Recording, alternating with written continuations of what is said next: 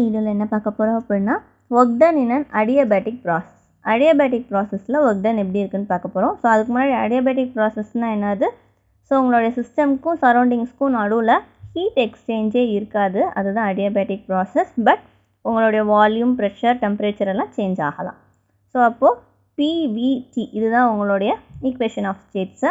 So PI, VI, TI அப்படின்னு இருக்கிறதுல ஒரு ஸ்டேட் இனிஷியல் ஸ்டேட்லேருந்து பிஎஃப், விஎஃப், டிஎஃப் அப்படின்ற ஸ்டேட்டுக்கு உங்களுடைய ஐடியல் கேஸ் எக்ஸ்பேண்ட் ஆக போகுது. ஸோ அது ஒரு சிலிண்டருக்குள்ளே இருக்குது, மியூ நம்பர் ஆஃப் மோல்ஸ் அதில் இருக்குது. ஸோ அப்போ அதில் ஒர்க் டனுடைய வேல்யூ எப்படி எழுதிக்கலாம்? இன்டெக்ரல் பிடிவின்னு போட்டுக்கலாம். சேம் இதுக்குரிய ஐடியல் கேஸ் ஈக்குவேஷன் எப்படி வரும்? ஸோ இப்போ ஐடியல் கேஸ் ஈக்குவேஷனை உங்களுக்கு அடியபேட்டிக் ப்ராசஸில் எப்படி எழுதிக்கலாம்? PV power gamma equal to constant. So அந்த காமான்றது உங்களுடைய அடியபேட்டிக் எக்ஸ்போனண்ட்.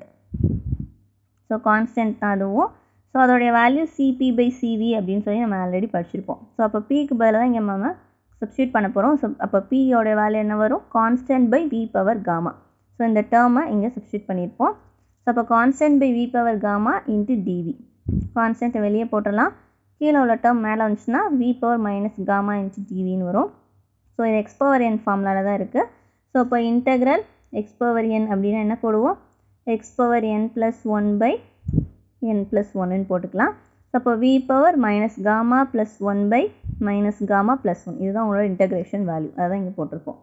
ஸோ லிமிட்டை இங்கே சப்ஸ்டியூட் பண்ண போகிறோம். ஸோ இதுவும் கான்ஸ்டன்ட் தான். ஸோ அந்த கான்ஸ்டன்ட்டோடு சேர்த்து எழுதிக்கலாம். மைனஸ் காமா ப்ளஸ் 1ன்னு இருக்கிறதுனால 1 - காமான்னு மாற்றி எழுதியிருப்போம். ஸோ இப்போ VF power minus gamma plus 1 minus VI power minus gamma plus 1.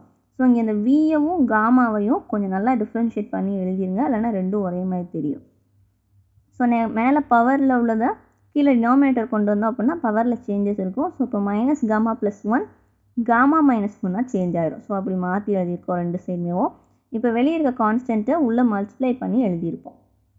இப்போ இந்த கான்ஸ்டன்ட் பதில் வேல்யூ சப்ஸ்டியூட் பண்ணணும். ஸோ நம்மளுடைய ஈக்குவேஷன் ஃபஸ்ட் ஈக்குவேஷன் என்னது? PV power gamma equal to constant.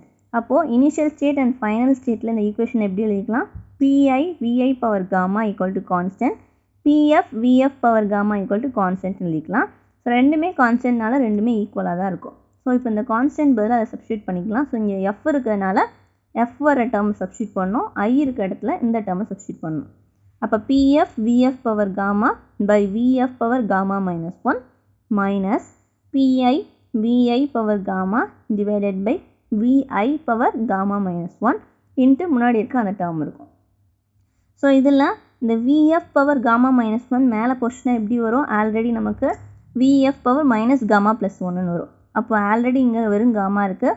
So plus gamma minus gamma ரெண்டும் கேன்சல் அவுட் ஆகி remaining என்ன மட்டும் இருக்கும்? வெறும் விஎஃப் மட்டும் இருக்கும். இந்த 1 இருக்குல்ல அந்த டேர்ம், அதாவது விஎஃப் பவர் காமா ஆல்ரெடி அங்கே இருக்குது. இந்த டினாமினேட்டரில் உள்ளது மேலே போகும்போது VF power minus gamma plus 1ன்னு வரும். ஸோ பேஸ் சேமாக இருந்தால் பவரை நம்ம ஆட் பண்ணிக்கலாம். ஸோ இப்போ VF power gamma minus gamma plus 1. So plus gamma minus gamma cancel out பண்ணிட்டு விஎஃப் பவர் 1 மட்டும் இருக்கும். ஸோ அதை விஎஃப்னு எழுதிக்கலாம். ஸோ அதே மாதிரி தான் விஐக்கும் போட்டு எழுதியிருக்கோம். ஸோ அப்போ பிஎஃப் விஎஃப் உடைய வேல்யூ எதுக்கு equal? PV equal to mu RT ideal gas equation படி. ஸோ அப்போது பிஎஃப் விஎஃப் உடைய வேல்யூ மியூ ஆர் டிஎஃப்னு போட்டுக்கலாம். அதே பிஐ விஐயோட வேல்யூ மியூ ஆர் டிஐன்னு போட்டுக்கலாம். இதில் மியூ ஆர்ன்ற கான்ஸ்டன்ட். ஸோ அதை வெளியே எடுத்துட்டோம் அப்படின்னா mu R by 1 - gamma into TF minus TI அப்படின்னு சொல்லியிருக்கோம்.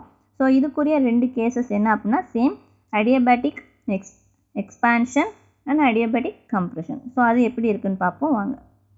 ஸோ ஃபஸ்ட்டு கேஸோடைய வேல்யூ இனிஷியல் டெம்பரேச்சர் அதிகமாக இருந்தது அப்படின்னா அதை எக்ஸ்பான்ஷன் அப்படின்னு சொல்லி கொடுப்போம். ஸோ அப்போது ஒர்க் டன் வந்து பாசிட்டிவாக இருக்கும். அதே இது ஃபைனல் டெம்பரேச்சர் அதிகமாக இருந்தது அப்படின்னா அது அடியபேட்டிக் கம்ப்ரெஷன், இங்கே ஒர்க் டன் நெகட்டிவாக இருக்கும். ஸோ இதுதான் adiabatic expansion and compression. So இதுக்குரிய பிவி டயக்ராமை பக்கத்தில் வரைஞ்சிருங்க. ஸோ டீட்டெயில் கேட்டாங்கன்னா இதை மட்டும் நீங்கள் எழுதினாலே போதுமானதாக இருக்கும். ஸோ இந்த வீடியோவில் ஏதாவது டவுட் இருந்தால் கேளுங்க. ஸோ இந்த டெரிவேஷன் மட்டும் கொஞ்சம் குழப்பம், பட் அதில் என்ன பண்ணுறோம் அப்படின்றத ஞாபகம் வச்சுக்கிட்டிங்கன்னா உங்களுக்கு ஈஸியாக இருக்கும். தேங்க்யூ.